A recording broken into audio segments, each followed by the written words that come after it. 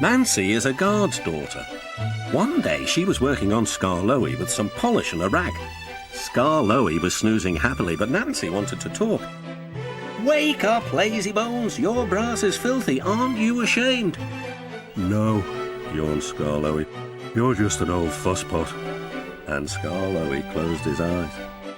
He was thinking about his friend Rheneas and all the good times they had shared together before Rheneas went away to be mended.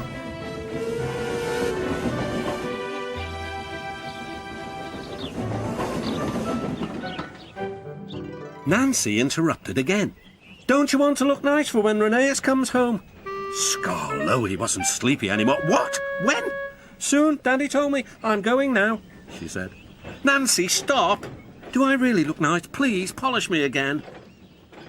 "Now who's an old fusspot?" laughed Nancy, and set to work once more. Duncan was jealous. "Aren't you going to polish me too?" "Sorry, not today. I'm going now. I'm helping the refreshment lady this afternoon." "We must get the ices ready for the passengers." "Never mind, Duncan," she said. But Duncan did mind.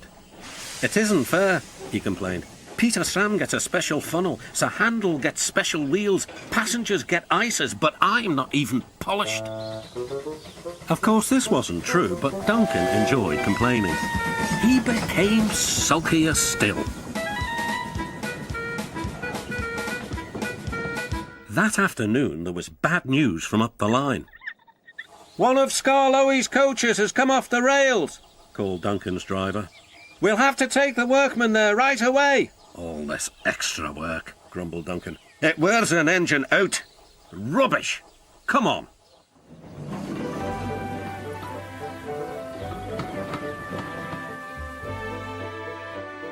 The derailed coach was in the middle of Skarloey's train, so he had gone on to the top station with his front coaches.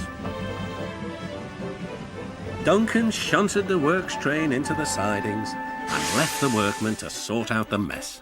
Then he brought the passengers and the rear coaches home.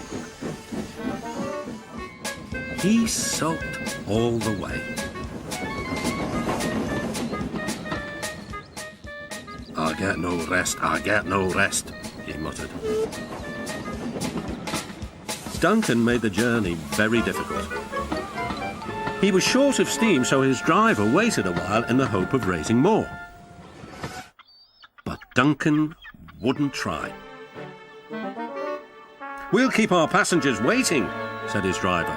Duncan was cross. "You always think about the passengers and never about me."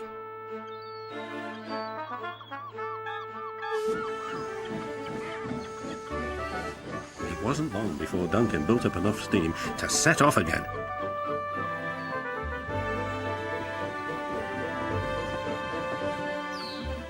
But he was still very grumpy and cross.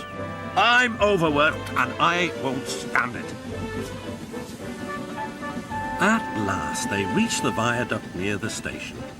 "Come on, Duncan," cajoled his driver. "One more effort and you'll have a rest and a drink at the station." Then Duncan was very rude. "Keep your old station. I'm staying here." And he did too. Skarloey had to haul Duncan and his train all the way to the platform.